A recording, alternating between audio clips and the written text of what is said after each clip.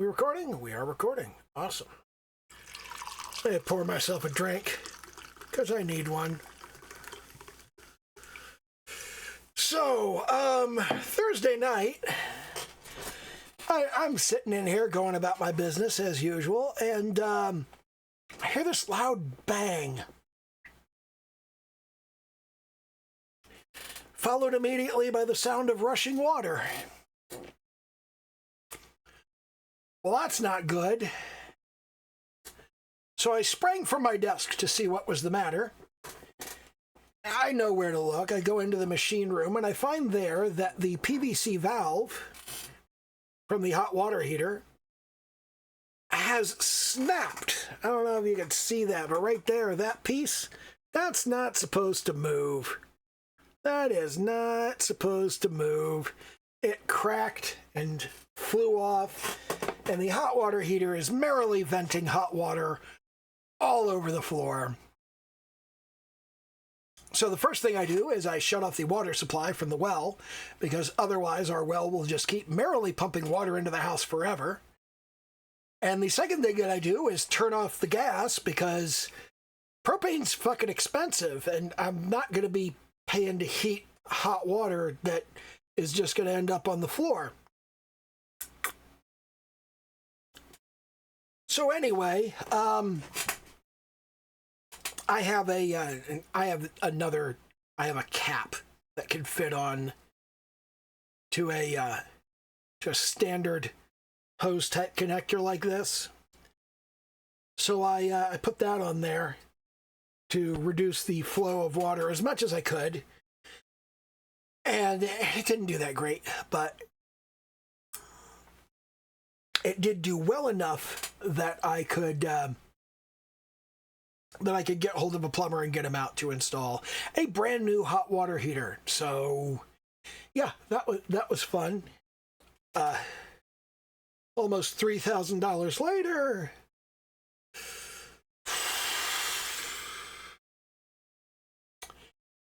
Yeah.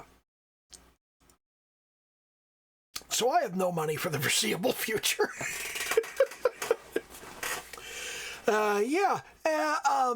Okay. And that was eventful, and I had to spend all Thursday night cleaning up water off of the floor and making sure that things got moved around and pushed around and nothing got destroyed by the water. But now here it is, Saturday night, and I'm showing up, because you got to show up. It doesn't matter what happens. You got to fucking show up. I'm glad all of you showed up. I appreciate every single one of you. Do the little YouTube dance, like, comment, subscribe, all that happy horse shit. Pardon me while I blow my nose.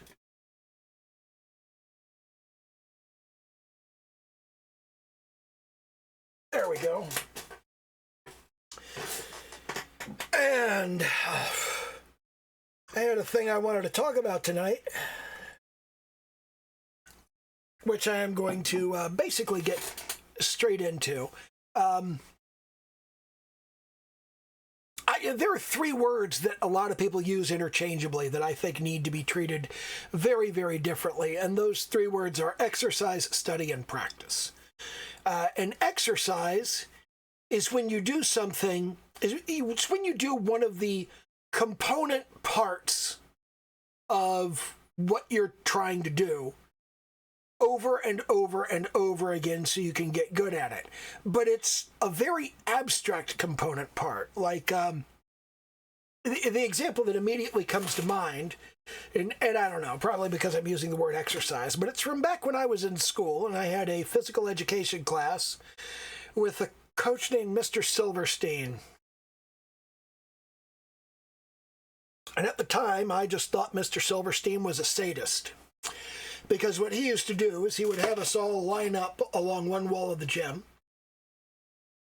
And he'd say, okay, run out to the half-court line and do 10 push-ups. Then run back. Then run all the way to the other end of the court, all the way to the full court line, and do 10 sit-ups. And run back. And he'd tell us to do that, and we'd all do it. And he'd stand there with a stopwatch. And when the last one of us got back, he'd say, okay, this is your time. Now do it faster. And if you went and you did it again and you did it faster, he'd go, okay, your new time is this. Do it faster. But if you didn't beat your time, if you got back, he'd go, nope, you didn't beat your time. Everybody has to run one lap around the gym. And you'd all run one lap around the gym. And he'd go, okay, try to beat your time again. And each time you failed, it was an extra lap. So the thing was, this just seemed cruel to me. I don't know if it seemed cruel to all of us, but it certainly seemed cruel to me, because the time is based on the slowest, shittiest, least athletic person. He's not going to be faster the second time. He's going to be tired. He's going to be slower. Because you're basing it on the least athletic person, we're always going to fail on that second one.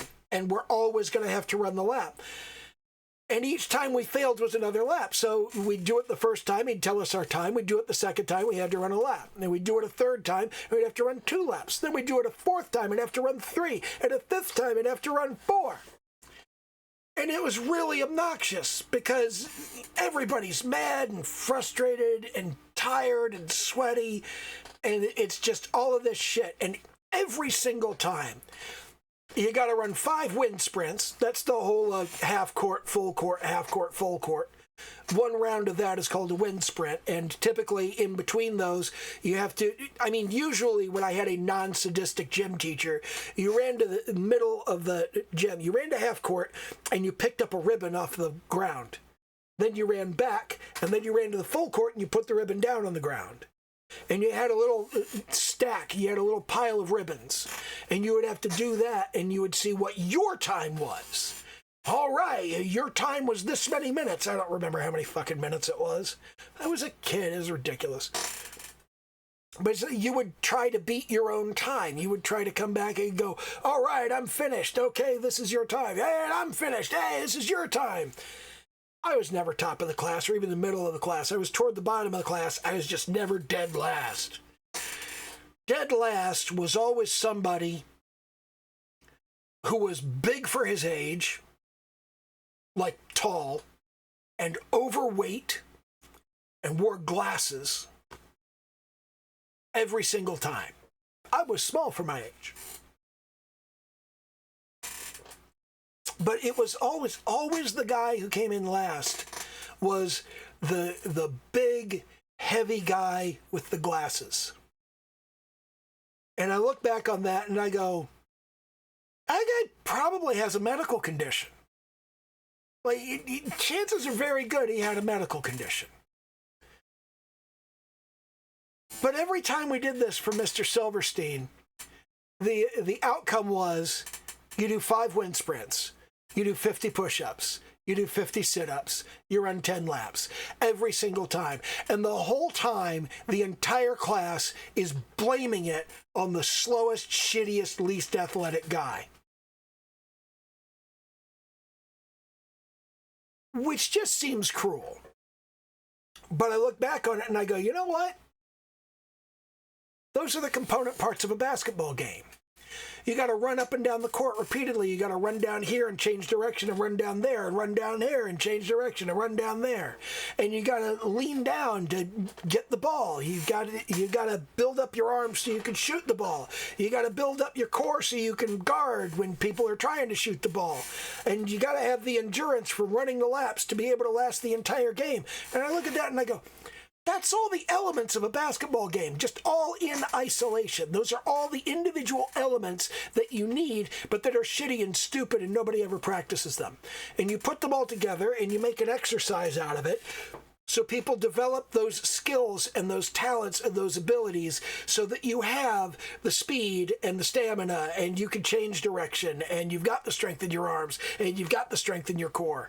And then when you actually turn around and you play basketball, then you can work on things that actually have meaning. So the exercise is just when you have something that's abstracted, when you have something that's been isolated from a complete piece of work. Like the one that I always use, the one that I always like using. I should clean my screen. I haven't cleaned my screen all day, and it's important to do that. So I should do that. Doesn't take long. It's fairly simple.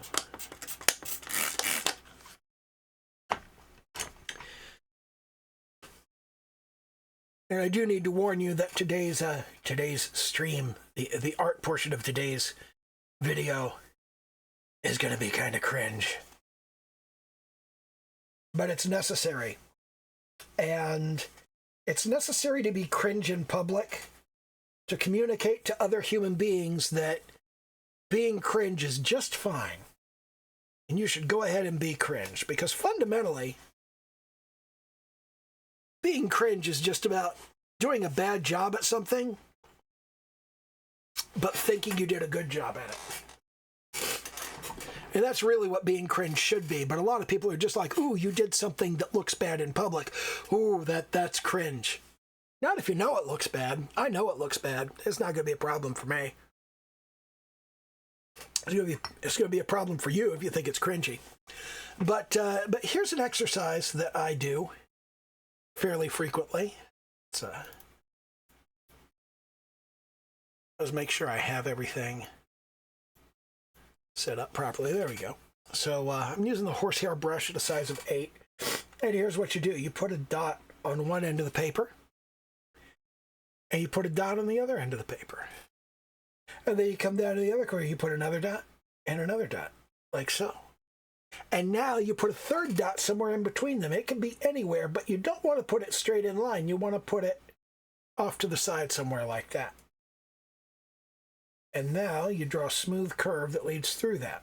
You draw a smooth curve through all 3 dots. Like so. You do the same thing over here. You put that third dot and you go, okay, let's draw through those 3 dots. There you are. Now, this is just the beginning of the exercise. What you're going to do now is you're going to look at these 2 dots up here, and you're going to put another dot halfway between them.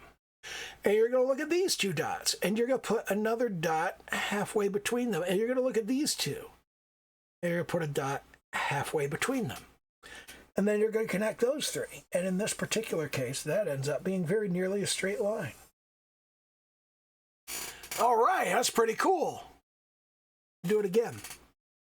Go in the middle. Go in the middle. Go in the middle. Line through all 3. Go in the middle. Go in the middle. Go in the middle. Line through all 3. And you continue doing that. You keep going in between. You try to go right in between the 2 dots. And then you draw the line that leads between them. And every time you do this, you're not thinking about the line when you draw the dots. You're just thinking about going in the middle of the 2 dots you already have.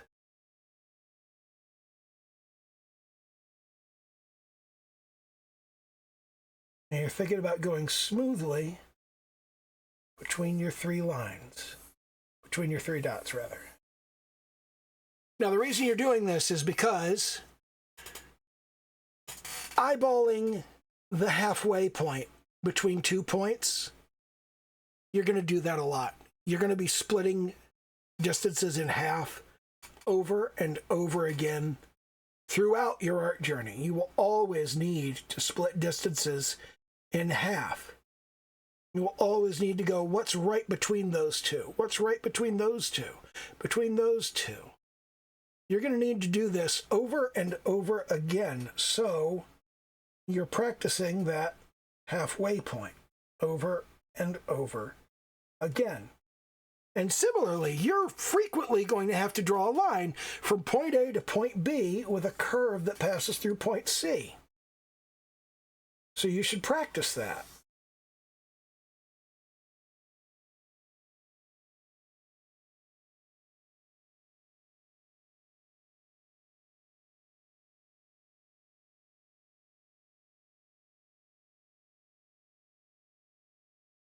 You should practice it going both up and down.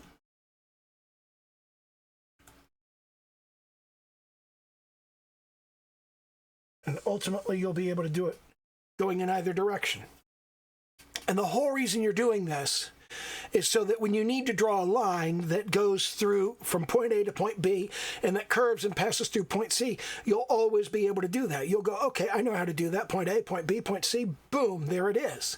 You'll draw that and there it is. And you won't have to think about it and you won't have to worry about it. You won't have to be concerned about, ooh, can I draw that line? Yes, you could draw that line. You've drawn that line hundreds of times. Ooh, can I figure out what's right in between these two dots? Yes, you've split the difference between 2 points on the screen hundreds of times. You do this over and over again. Now, of course, this is never going to produce a meaningful, finished piece of work. It never will, because it's just lines. And a lot of people are going to look at that and they're going to say, well, why do you do this? Why are you drawing lines? It's just like nobody's ever going to care that you draw lines. Everything I do is draw lines.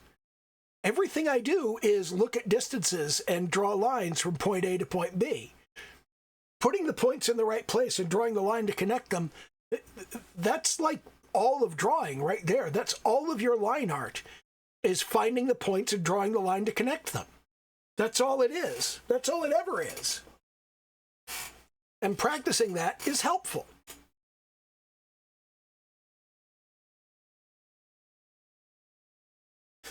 It is, however, not going to produce a finished piece of work. And in order to finish a piece of work, there are a couple of things that you need to do. And one of them is you need to do studies. And when I talk about studies, what I mean is, let me grab something here. What I mean is you have to look at somebody who has done the thing right, and you need to know what doing it right looks like. Here, for example, is a part of a piece by Gustave Doré.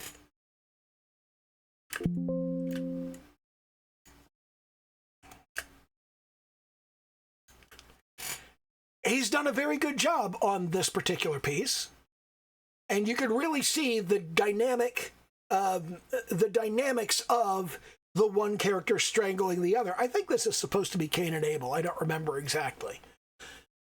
But you've got the one character strangling the other, and you've got the guy face down. Typically, when you look at somebody strangling somebody else, they're strangling them face up, they're face to face. But here we have somebody who's attacked and strangled his victim face down. That's not something you could see a whole lot of reference for. But looking at how the muscles are defined, looking at how all of this is represented, gives you an idea of what this pose is supposed to look like. And you can see all of these little things, all of these little bits and pieces that you might think, that you might otherwise miss. Like right here, let me get a brighter, more contrasting color here. And let's add a layer. So right here, you can see there's this structure to the arm. You can see the way that Doré has represented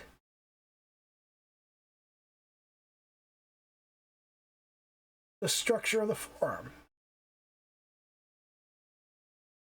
And he's represented this around the bicep. So you've got the bicep kind of coming down into it, and then you've got the muscles of the forearm are sort of running around that, and then here is where they convert into a kind of square shape instead of the round shape that they were before.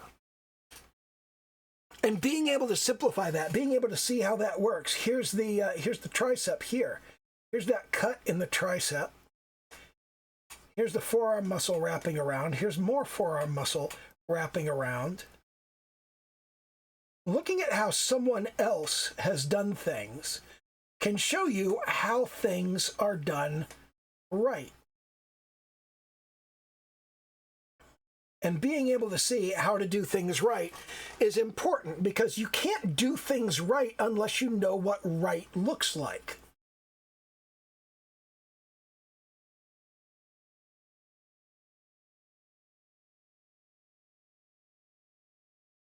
And looking at somebody else who's done a good job of this can help you understand how to simplify these things, how to make them look the way that they should look in a piece of art.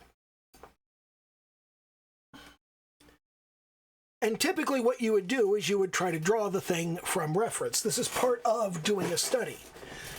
And once you've done that, once you've looked at something and you've gone, okay, well, I see how to draw that. So for example, let's turn off this layer and we'll jump in here. You probably have a guess at what's coming up later. But what you could do at this point is you could go, okay, you have the deltoid up here, and the deltoid is split into 3 sections, and then here is the bicep, and then behind that you have the tricep,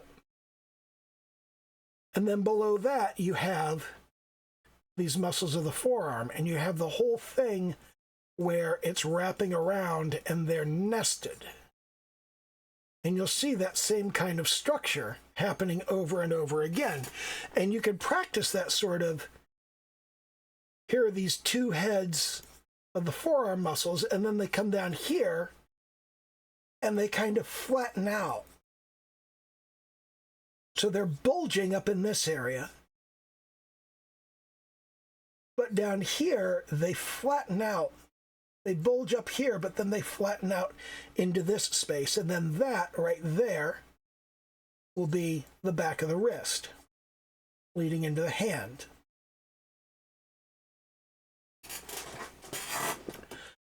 Practice is when, having looked at how to do something right, you go and practice it knowing that you're doing it wrong and try to get closer to doing it right. And you put all of these things together to try and improve your own work. Which is where we get to the cringy part. It is about time for me to do the thing that I do every few months, and that is I pull out this picture of Sonozaki Mion, and I try to draw it from reference, and the intent is to see if I've gotten better. And usually I have. Usually I look at it and go, yeah, I did better. And you can see over here, I've got this area. If you come down here and you look, I have this folder called Reference, and that folder has just the picture of Sonozaki Mion in it. But I also have this comparison folder, and that comparison folder has all of the work that I did last time on the same effort. I've got a palette where I tried to match all of the colors, but I've turned that off. So what I'm going to do tonight, and this is probably going to take an hour or so, is I'm going to try to do this again. I am going to turn off the comparison, and I'm going to start from just the reference right there, and I'm just going to, actually, let me turn the comparison back on, and I'm going to draw right here. I'm going to come up here to the construction area, and I'm going to draw a single line right along there so I know where my space is to build. This is where I can draw my new picture. Actually, I can draw it over top of that. It doesn't matter. I'm not too worried about it. But I'm going to turn off the comparison because I don't need to look at it. And I'm going to build. I'm going to try to do a better job of drawing Sonozaki Mion from this reference. Probably not do a great job. I never do a great job. I mean, you can see what I did last time. It's not terrible, okay? I mean, it's okay, but there's a lot wrong with it. I can point to a whole lot of things that I fucked up. So we're going to try and do better. Because I was going to say it's hard to do worse, but it's not. I have done worse. I have done much worse. So, yeah, I'm going to see what I can do with this. I haven't had too much to drink. And a little bit to drink is okay, but a whole lot to drink and then you try to do something technical and important. Yeah, no. So this is going to be kind of a look into my process as well, because I have a particular method that I work from. And I'm really nervous about this because people are watching. Like, you're not actually here staring at me, but the camera's there. The camera is an eye. It feels like an eye. I don't typically do this in front of an audience. So, so the first thing I want to do is I want to get some idea. I want to get the colors. So let's begin by going, okay, we're going to go green. And you can see right here, I'm going to come onto the palette layer. And I'm going to get a slightly larger pen right there, like that. Now we are working in the green area, okay?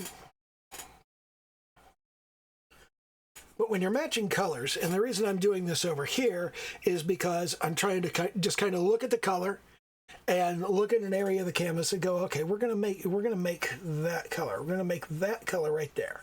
And when I do this, you have to be able to look at a color and say, what is wrong with it? And different people look at colors different ways. Like you've got the RGB system, okay, which is where you go, okay, well, this is green. Okay, so we start with all the way green, and we just go, no, that's way too green. So the first thing we need to do is desaturate, and in order to desaturate, you have to bring both the red and the blue up. Bringing up both the red and the blue will desaturate the color, like so. But now the color is still too bright, so I want to drag the hue down a little bit. I'm going to drag that down. Drag it down a little more. Around there. That looks about right. And if we go and we check it, you can see that it's still a little too saturated. So we actually want to desaturate a little bit more. So we're going to drag the red up to about 133, and we're going to drag the blue up to about 133. Said 3. And then we're going to see what we got there. Still a little saturated. Okay, so let's come all the way up to 160. 159 is good. What we got there? That is way too unsaturated. So let's pull it back a little bit. We're looking at maybe 150. 149 will work.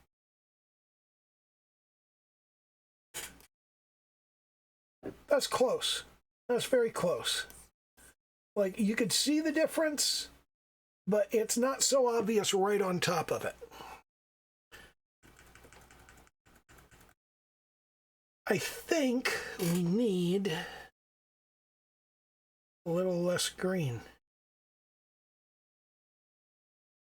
Let's take it back to about 196. That is too gray. So let's...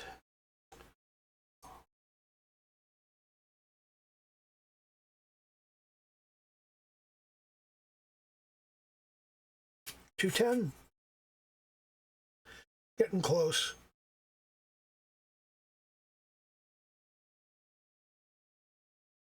Get back to about 142.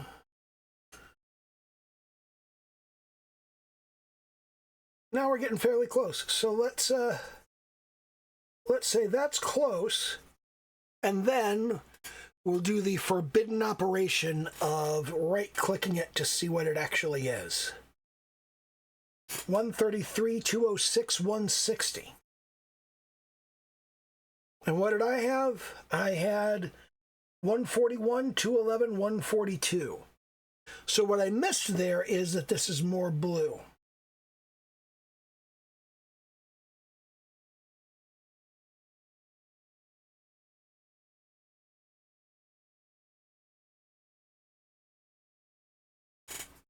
So that is about what we'd be looking for.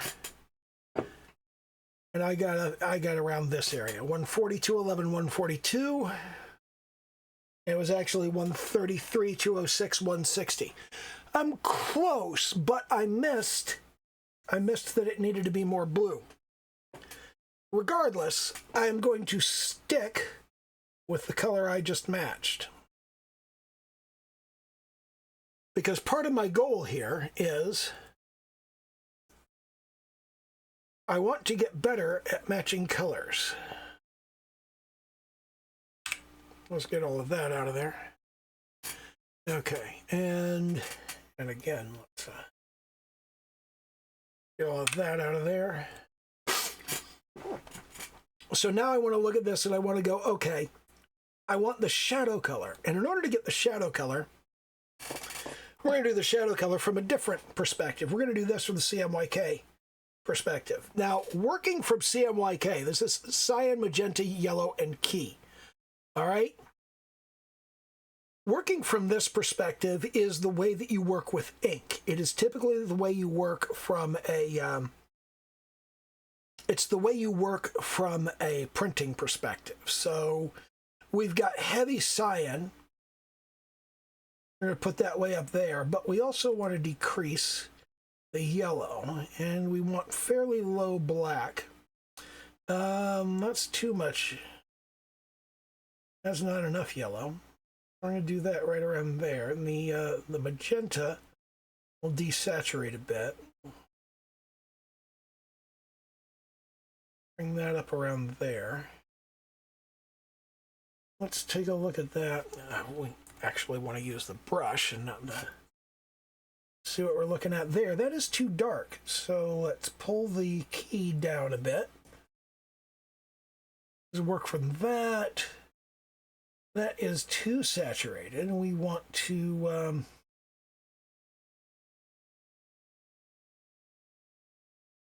pull our magenta down. We want to pull our yellow up.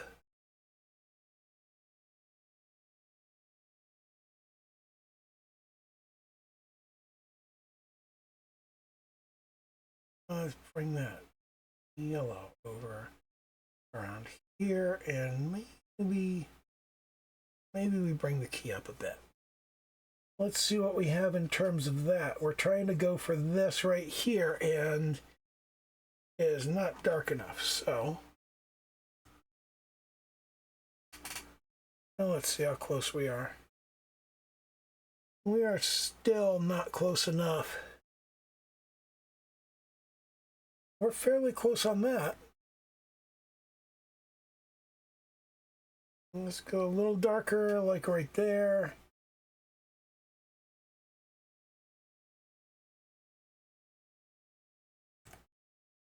It's definitely not dark enough, so go to 61. There we go, that's fairly close.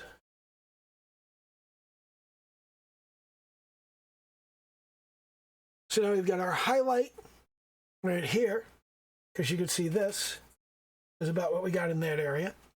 Let's take a look at how well we did here. This is, oh wow, 89, 67, 68, 33. I did not get anywhere close to that. Man. I got 91, 53, 126. Yeah. I did not do very well on that. But now let's kick this over to HSV, and we'll work on the midtone, which is right in here. Okay? And the midtone is this space right here. And let's try to match that. Let's go with the hue is in the greenish cyan range right there.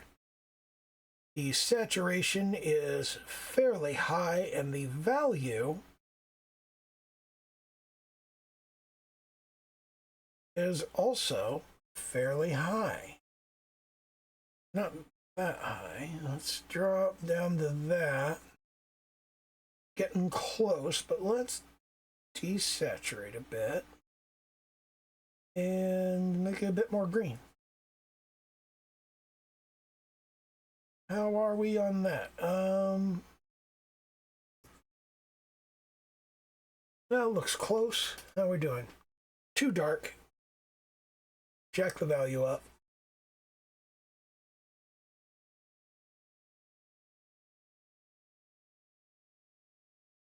Oh, it looks very close.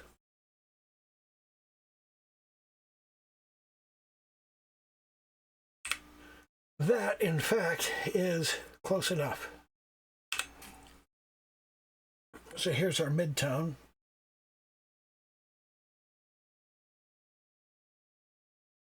And let's take a look at what it actually is. What is it actually? It's 156, 91, 64. And what did I have? Holy shit. 156, 91, 64. Really? Did I actually nail it? Holy crap. Oh no. 155, 54, 54 is the actual color. I just didn't get close enough to get the, yeah. So I did get close on that though. So let's back up off of that. Now we got that. Now skin tones can be difficult. Man, I'm 30 minutes in and I am still only just doing colors. Skin tones are pale orange. That's what they end up looking like. So let's pull the saturation down.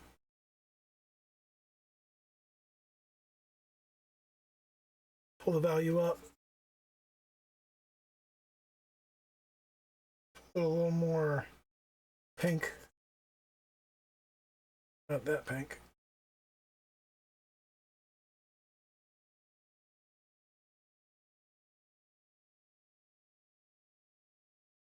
A little more saturation there.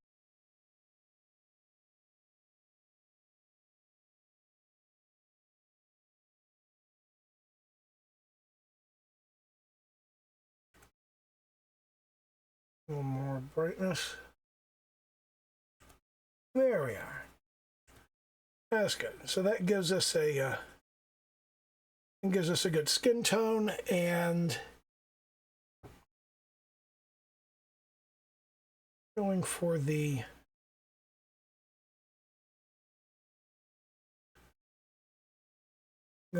shading, you want to go a little bit more saturated and a little bit redder. So we're going to go a little redder. We're going to go a little more saturated. Let's see how that comes out. That is about right.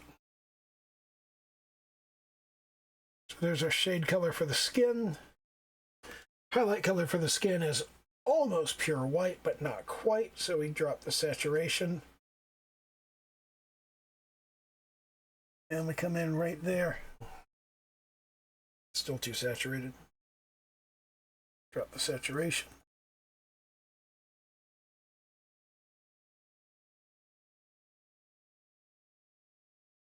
There we go. And there's our highlight for the skin right there. It's not quite white. That's important.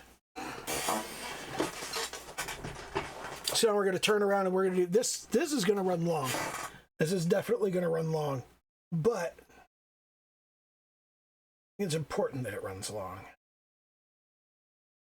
I want to come in. Let's look at the skirt. Now, looking at hue, saturation, and value is very similar to looking at paints, where what you're looking at is you're looking at chroma and value, hue, chroma, and value. And chroma is how much color there is. It's the same concept as saturation, but it's mildly different.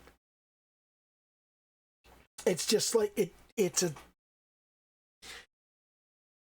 an implementation detail for the model because you're working with actual pigment.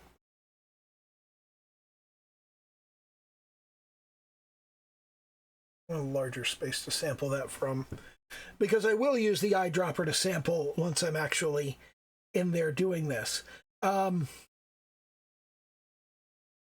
This shirt is not, strictly speaking, white. I don't think. I think it's a little bit blue, like so. No, not quite.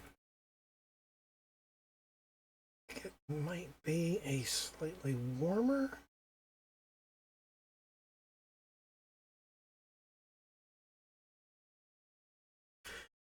I'm just going to sample it and see. It is substantially warmer. But yeah, it's got just a little bit of saturation, but it is a kind of a warm purple is what it ends up being. And the one I was just using, let's look at the color history. The one I was just using was this one right here.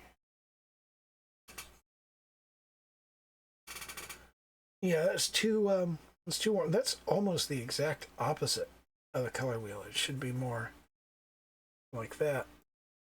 And the saturation should be way lower. Not way lower. There's not even a way lower for it to be. That's about right for the shirt right there. And the shadow for it is kind of cool.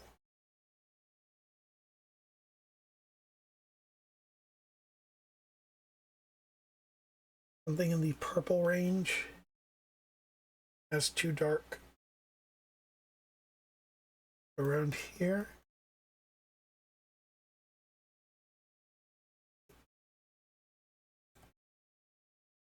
Yeah, that looks about right.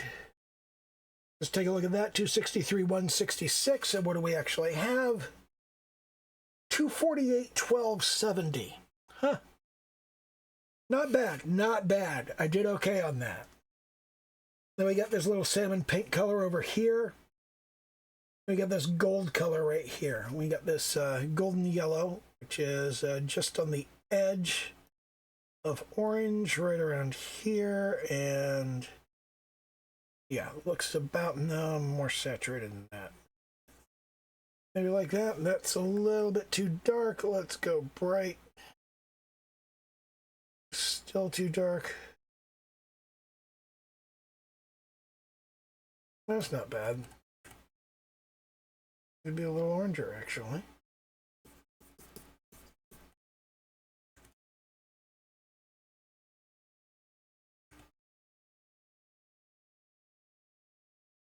Desaturate a bit.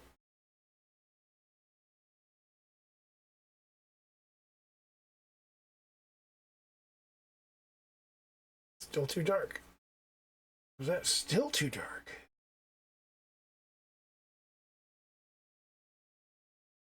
Now it's too bright. There we are. That's about the right color. And then we drop it down here. We want a slightly cooler shadow. We want to drop it down over here.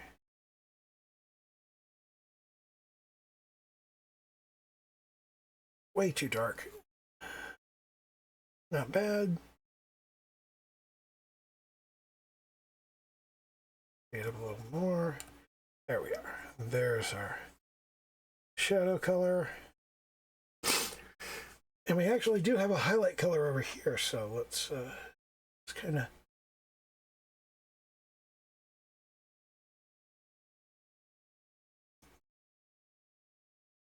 maybe right in there.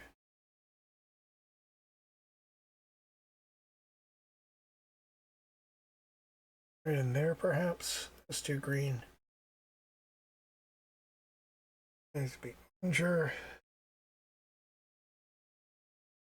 A little oranger. A little darker on the saturated. A little more saturated.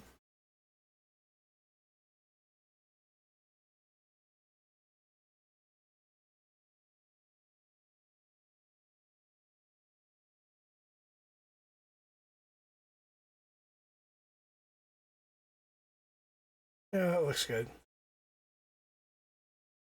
gonna stick with that. We're close. I'm trying to get better at the color matching because color matching is important. But you can see I'm not really beating myself up over this.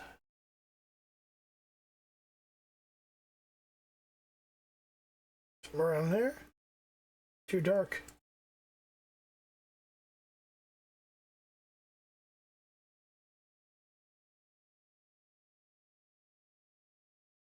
About that. There we go. So there's a tie. And then we want the shadow of the tie is going to be like down there. Yeah, right about there. Saturate and darken and hue shift a little toward the cooler side, like so.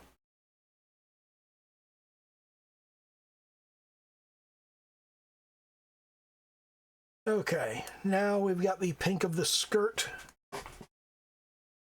The pink of the skirt. Let's be a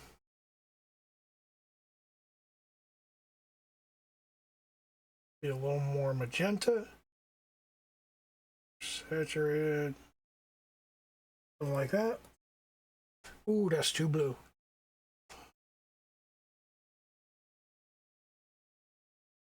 Better, but let's brighten it up a bit.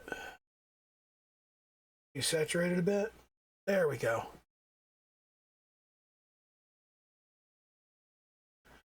Now we go cooler, darker, more saturated. How that? A little darker yet. Not that dark.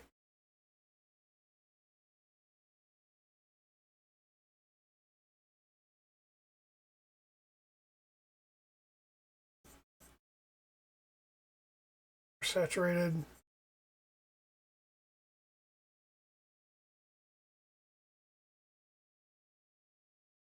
More saturated, darker.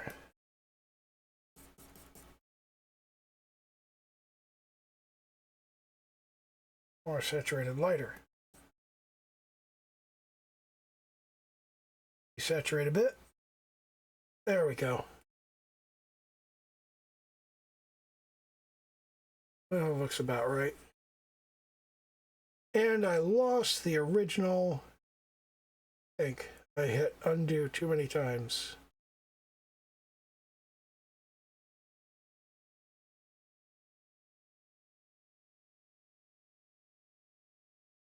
I like that. Brighter. Brighter. Too bright.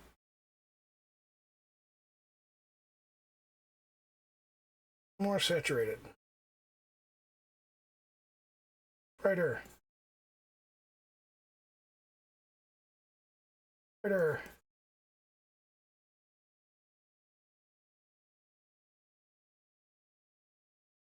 A little less saturated.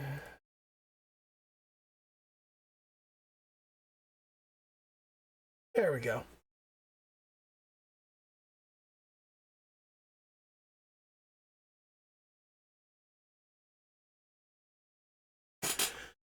Okay, so at this point, I think that's all the colors we need, and it's time to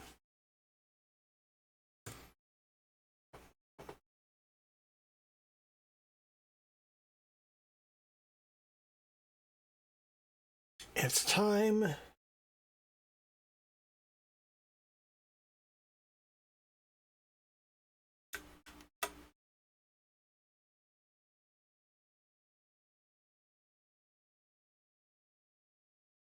it's time to start actually working on the picture, which I'm very nervous about, because what if I fuck this up?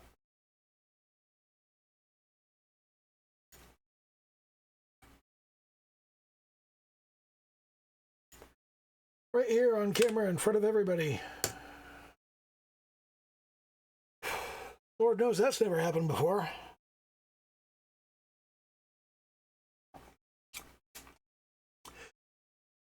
So, I'm going to go have a mild panic attack and then come back. I'm okay now. For sufficiently limited values of okay. Let's come over here to the sketch. And we're going to begin with a fairly rapid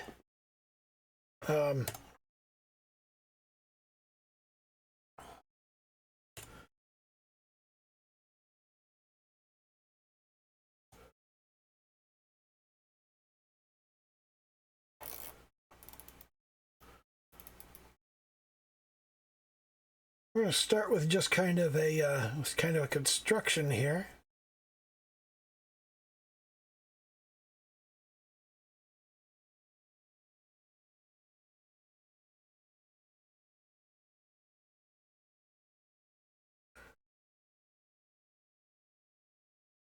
And working in a kind of a scribbly style here. That's too.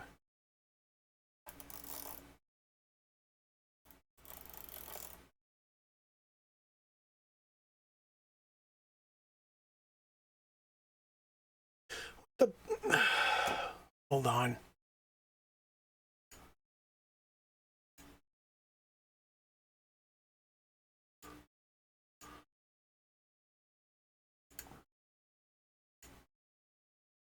Keystroke is C. Not E, C. C. C, motherfucker.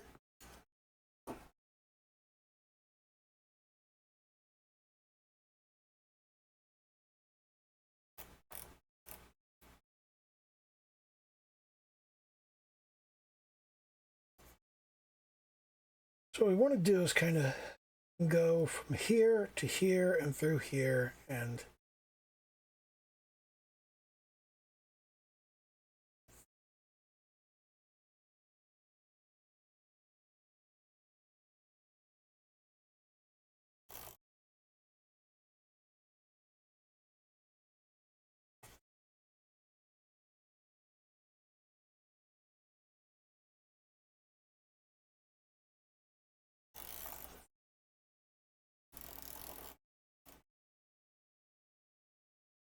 okay, so I want here's the arm. Comes down to here.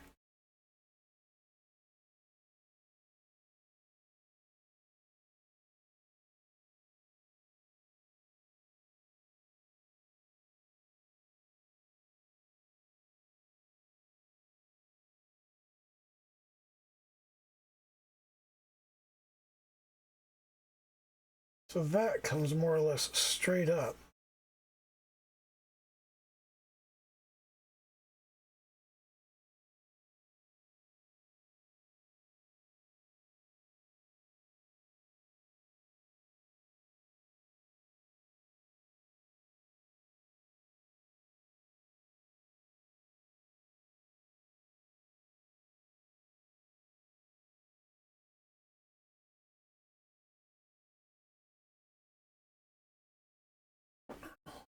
I'm going to go from that, we're going to come up. Is that about right? And that's a little bit high, so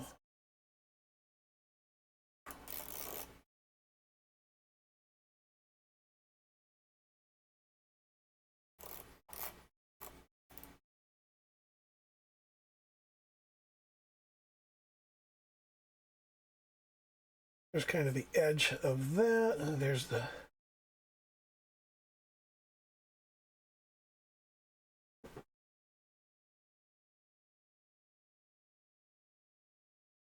come up along this, and then we've got the collar.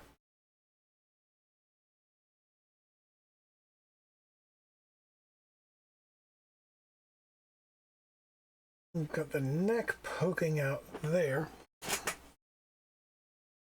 And then here is the rest of the color there. That comes down this here. This comes almost straight out to accentuate Mion's gargantuan rack. which I'm not too fond of. I always prefer a more realistic approach to things. This is compressed. I need to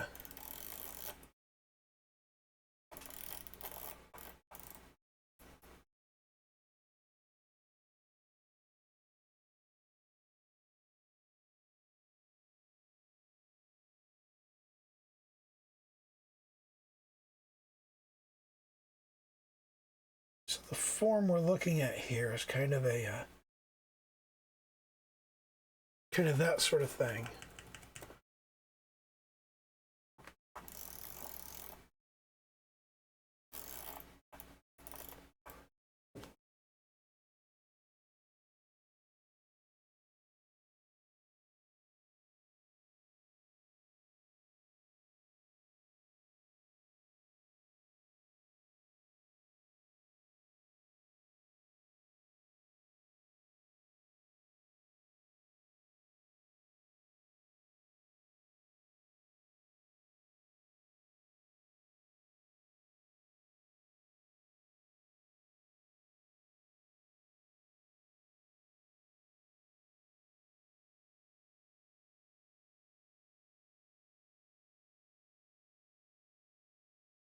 Looking around here, we've got the dust comes out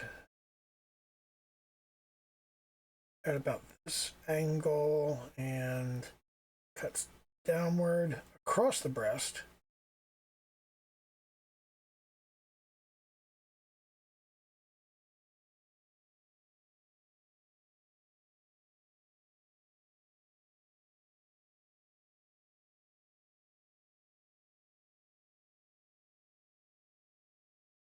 There's that, and here's cutting up around here.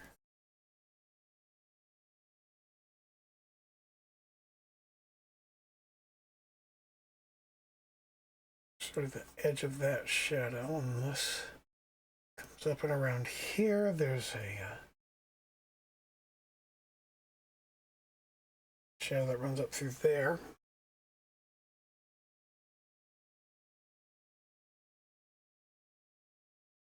This side of that comes out over here, down, and over here.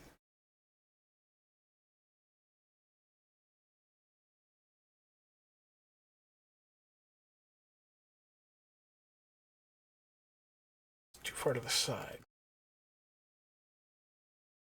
Look at the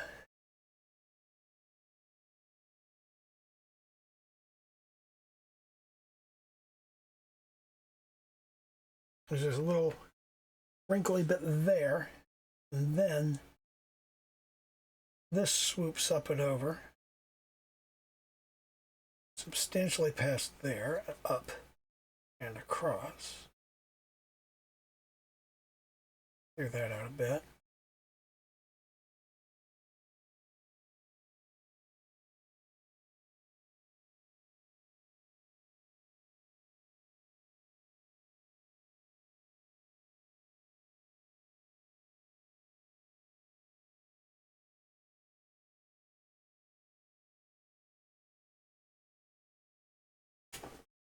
That's better, but this bit right here, this sweeps at the wrong angle.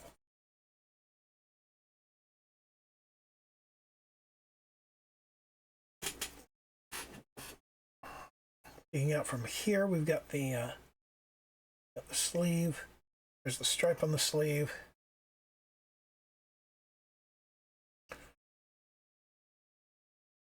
And that comes around. That is the hand on the hip.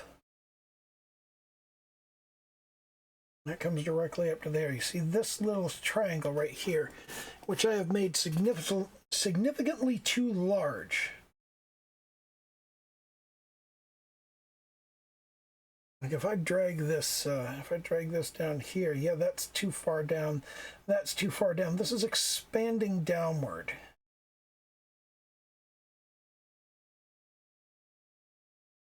As I go farther down, I'm making everything a little bit too long. Like, I'm more or less on target here, but everything I've done there is a little bit too long. And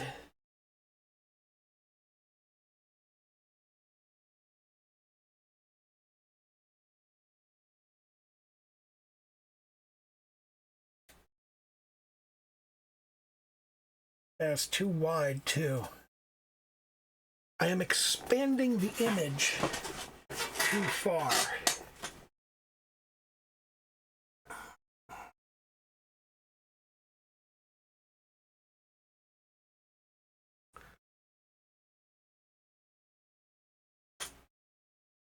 So let's kind of sort of cheat.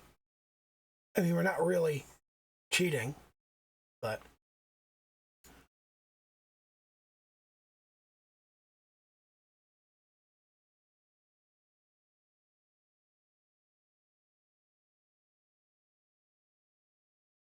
let's drag that in a bit.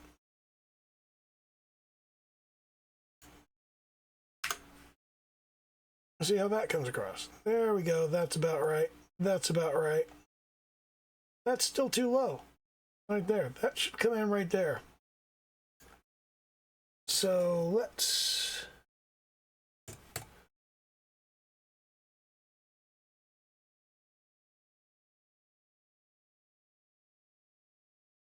And... a minute, how does that... That's still too low. Okay, so...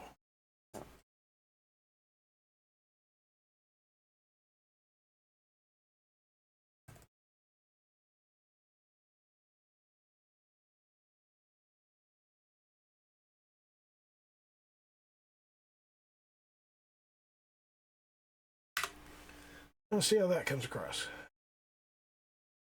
Is that about right? Yeah, that's about right. That's still a little low. That's about right. That's almost right. Okay, so...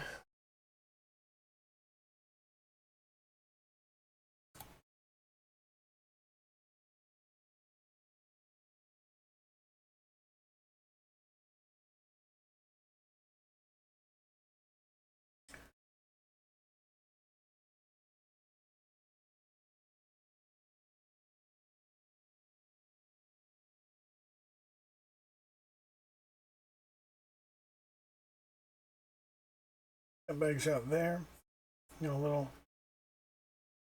cut there, there, cut there, there. And...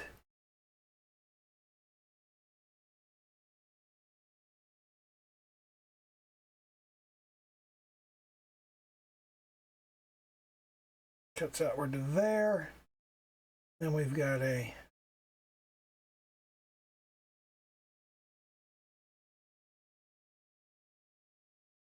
it cuts down from about there.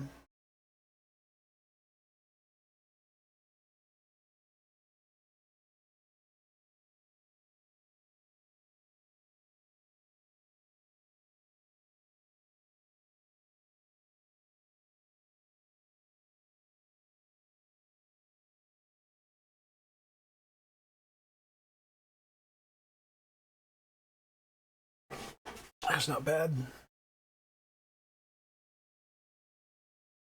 The chin comes out there, and that lifts up over to the side. The jawline is hidden here, but about there. And here's the edge of the ear.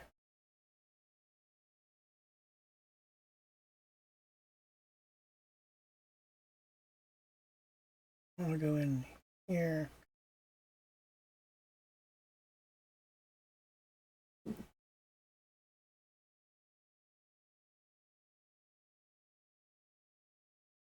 It's got a very high forehead.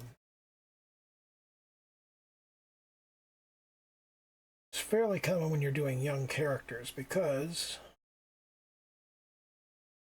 it's the bottom of the face that expands. as a character gets older. So we've got bangs, bangs. I have made face too narrow, haven't I? Yeah, this should come in here. And this comes up along the back like so. Here's the outline of the skull. This comes up and around.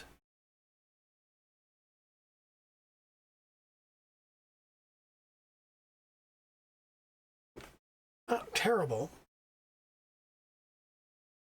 There's the whorl in the center of the head. Okay.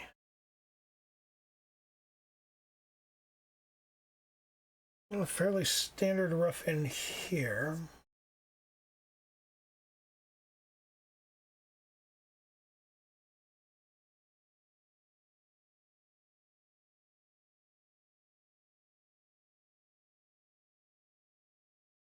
The hair, not like so. This is not coming out far enough, but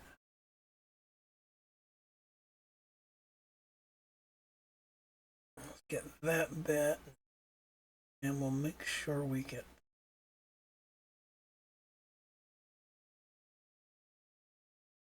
the expression.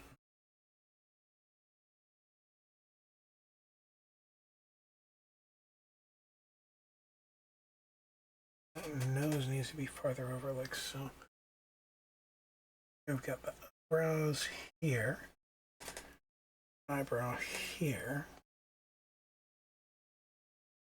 and then this bit right here. I think that's in the... Because she's turning her head, the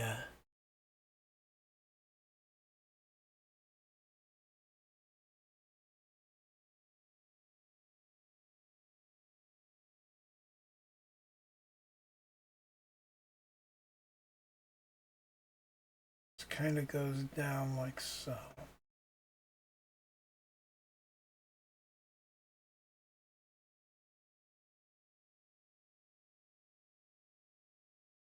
Okay.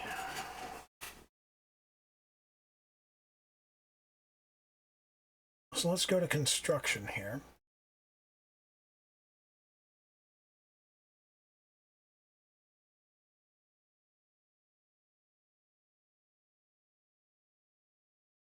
Here's the pit of the throat here. The swell of one breast, back.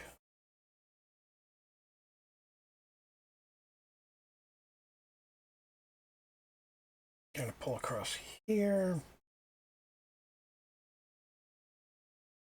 Got a leg coming down right in that vicinity.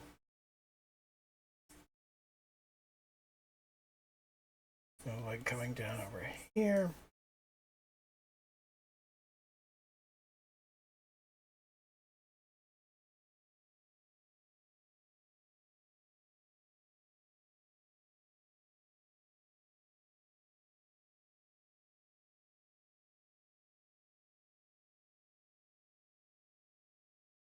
I'm gonna swell the breast there.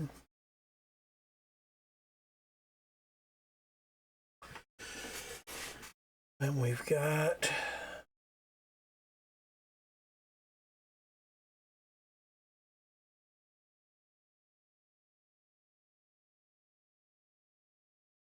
joint there, joint there, joint there. Joint, joint, joint.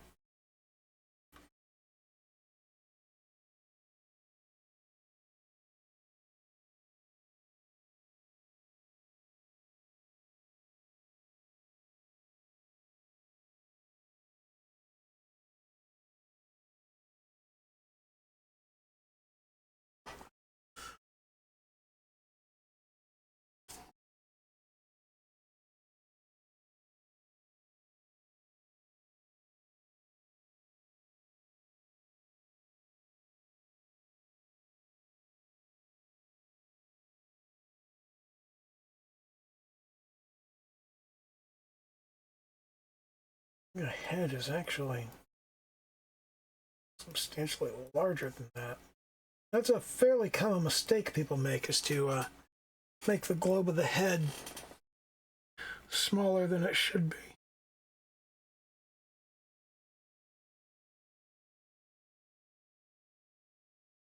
Okay. Let's move to some flat color.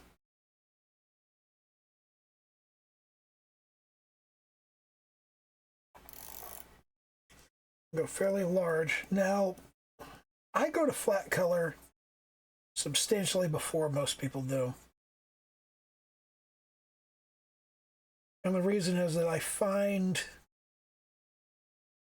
going to flat color helps me visualize the end result much better. So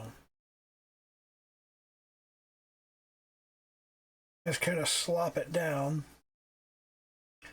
get a feel for it.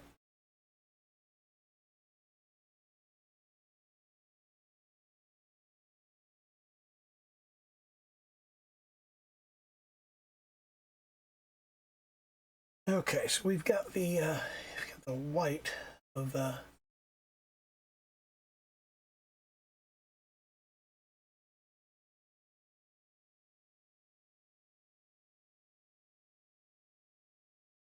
white of the shirt down. Now let's get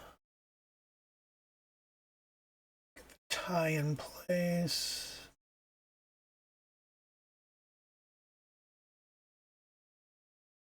A little more gold in there. Oh, that's about right.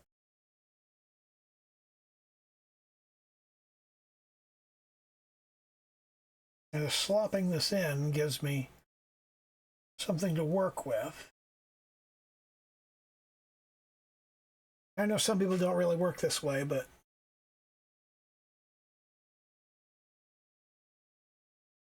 I've found it to be fairly helpful for me to go into the color segment somewhat earlier. It's more of a painting style.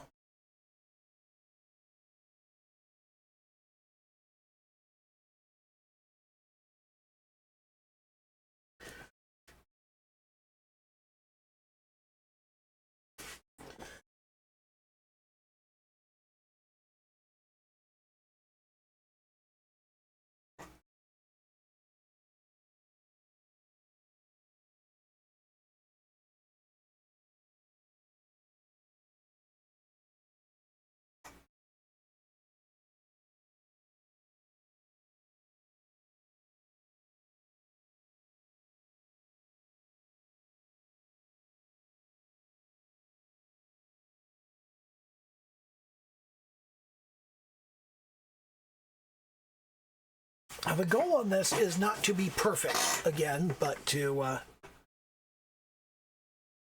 get closer than I got last time.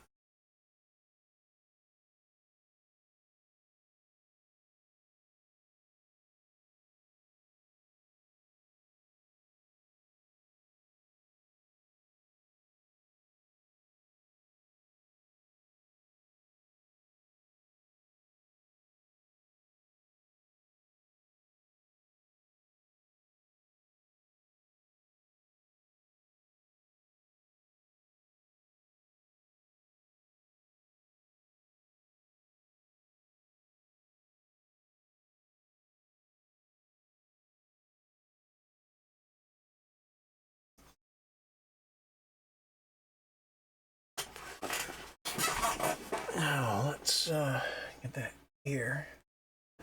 Make sure we don't miss it.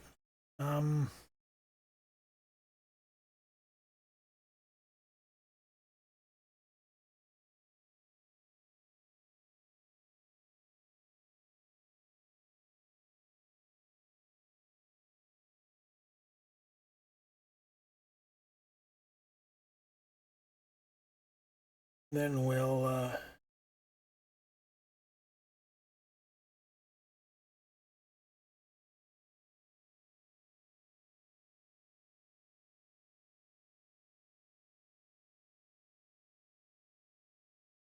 kind of firm all of this stuff up.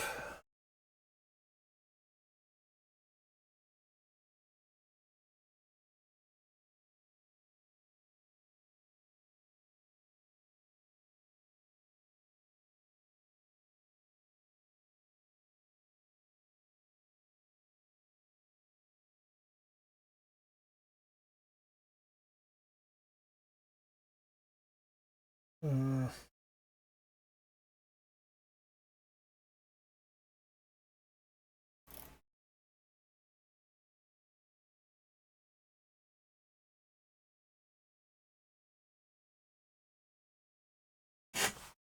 Okay. We're getting somewhere. Let me pause for a second. I will be right back. Okay, so what I'm trying to do here is work from large to small. And I have a fairly clear idea of where things are going and what I'm putting where. Huh. Where's my typical line art layer? Let me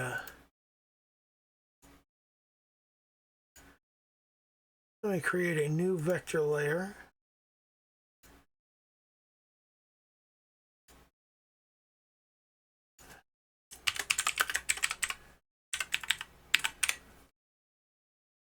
So line art, and the expression color is going to be black. Okay.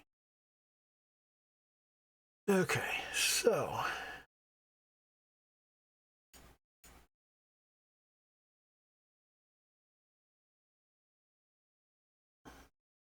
we got our line art layer, our horsehair brush in black.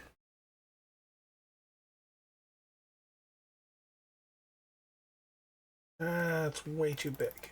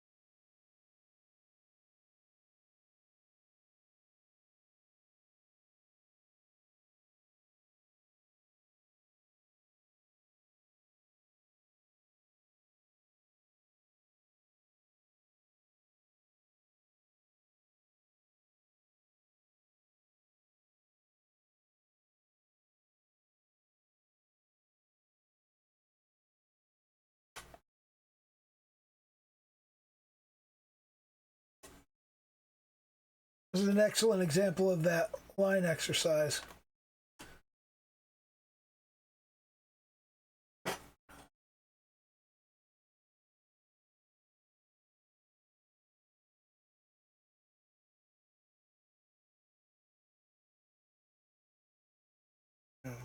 Color.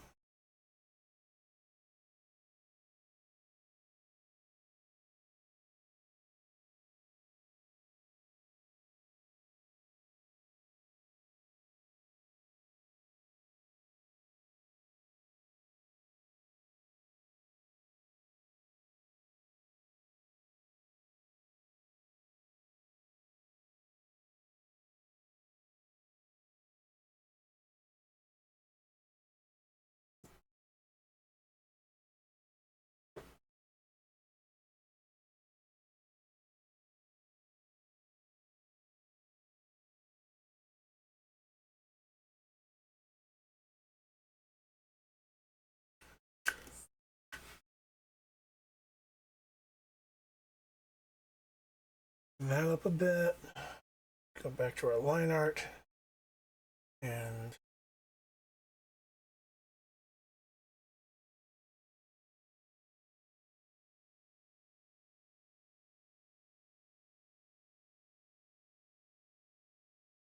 there. We got our vector eraser. Let's pull that back a bit. Okay.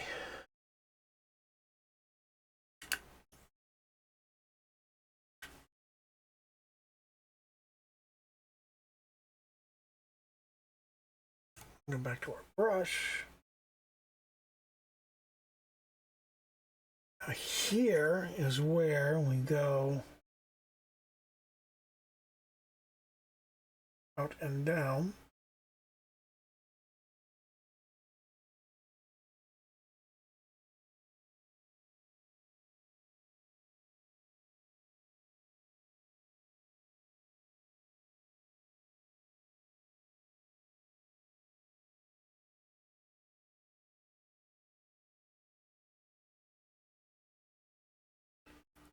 Back to our flat colors.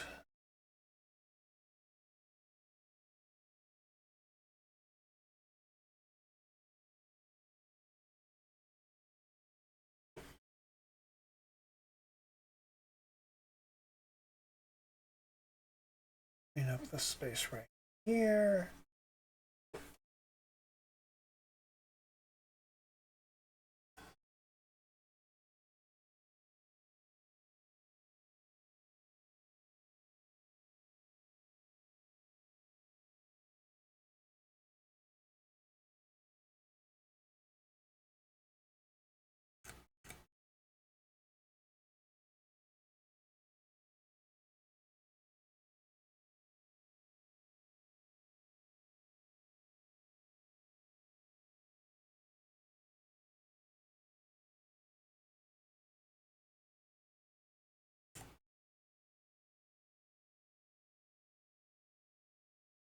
Clean that up a bit.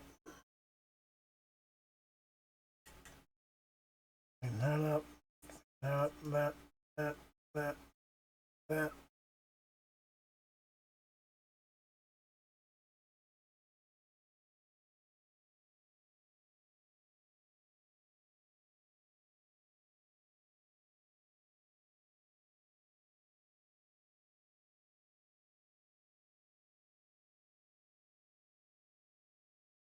Okay. Get that in place. I don't like that tangent there. What I want to do is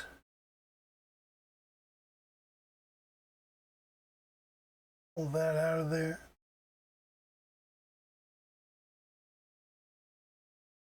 Get that in place.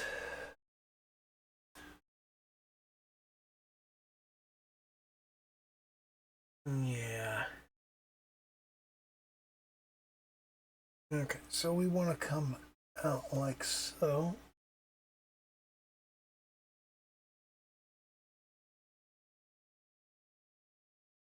You see right here, we're going from here down to here and passing through that point.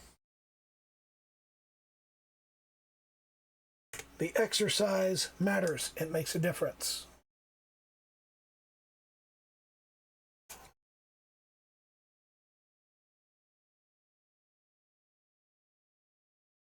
Here, again, we come down and out.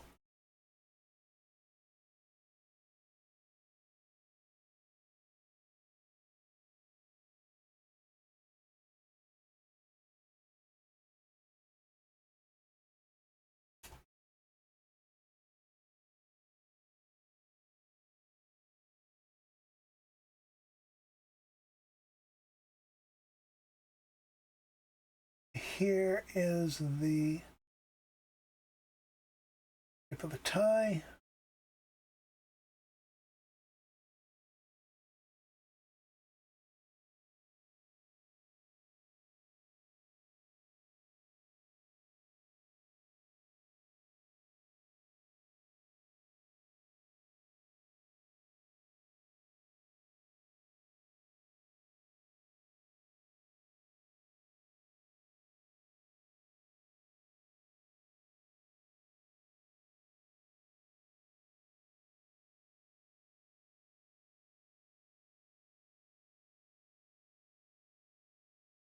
Clean that up a bit.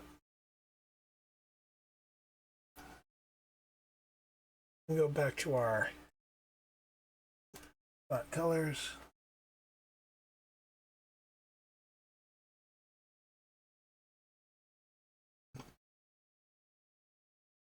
Oh, helps if you actually use the brush and not the eraser.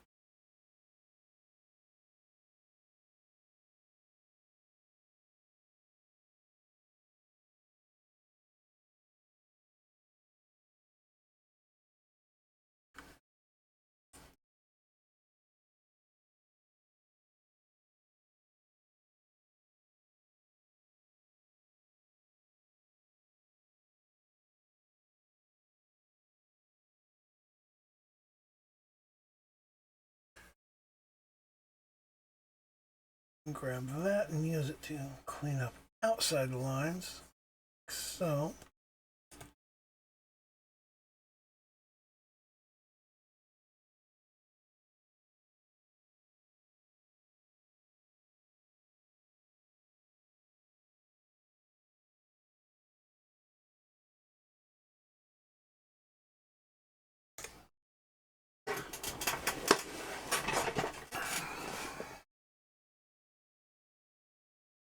Now we need to jump back into our line art. We need to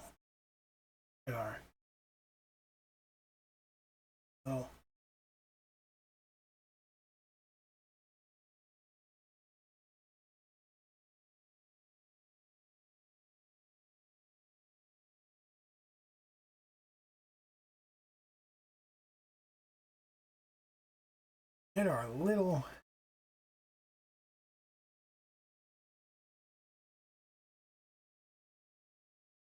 wrinkles.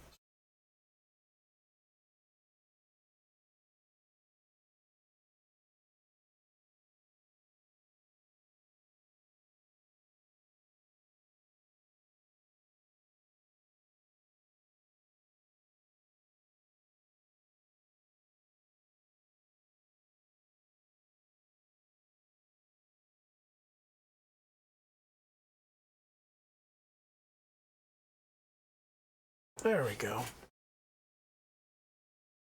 So now we jump in here and we grab that. Our flat colors.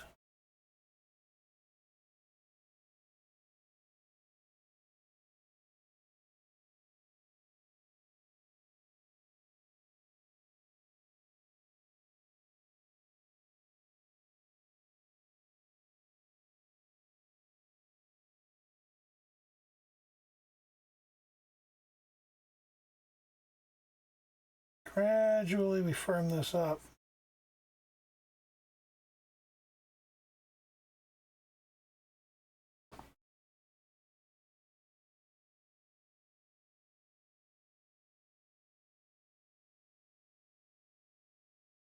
And establish the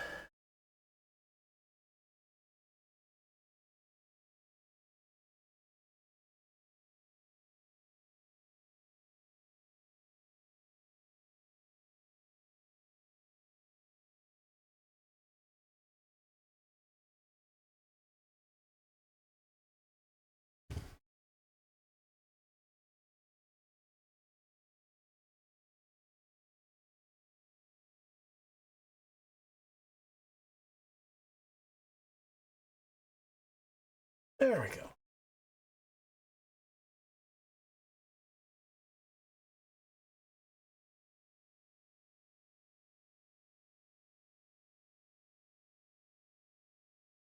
Clean that up.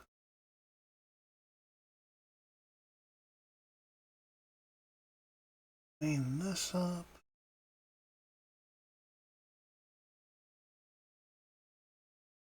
And we got going on over here. We got, okay, line art. We need to connect the shoulder there.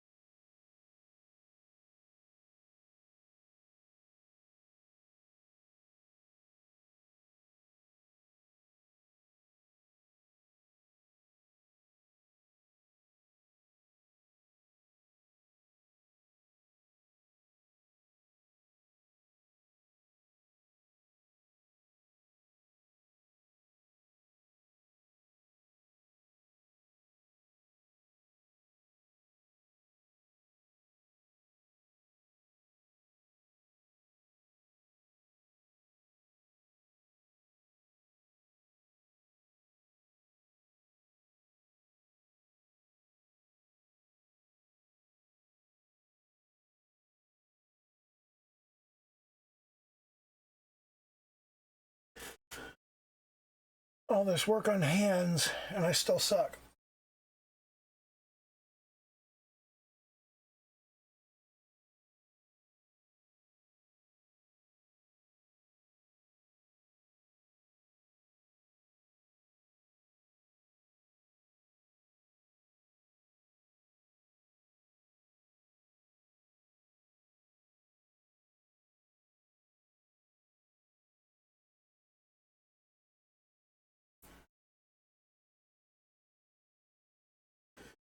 See, that is really horrible.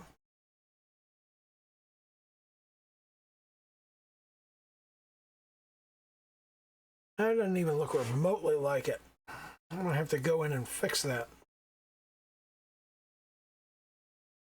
Back to line art.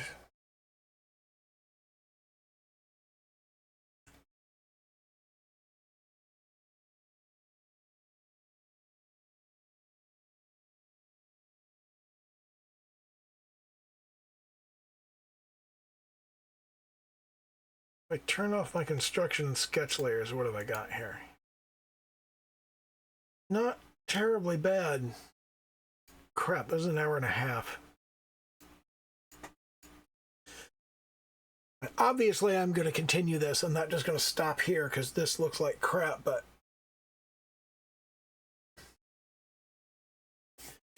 you get the idea of what I'm doing here and how you have to go in and you have to work your way through stuff and just kind of clarify and improve bit by bit, which is kind of what I'm trying to do.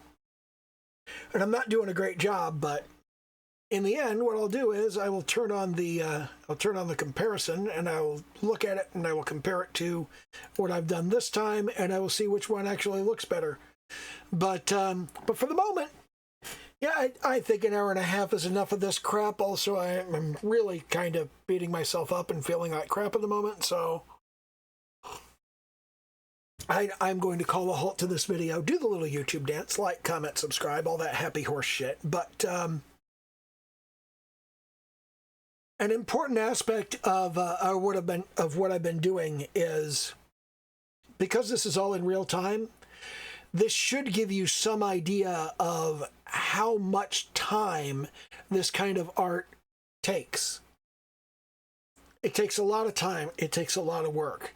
And when you're looking at somebody who's either doing a time lapse and they've sped it up, or they've been doing this for decades and they're really, really good at it and really fast, it can feel like taking this long on a piece of art is ridiculous and other people don't do this. I swear to God, other people do in fact do this. I've hired artists in the past and they told me, hey, this is going to take this many hours. And I didn't believe them. I just went, yeah, sure. It's going to take that many. It's going to be that many hours from the time you start to the time you finish, but you're not going to be working that many hours. No, now that I've actually been doing the fucking art, it takes that many hours. It literally takes that many hours. So, show some love to those artists and appreciate how hard they work and how much time it takes. And that's pretty much that for this week. Okay, bye.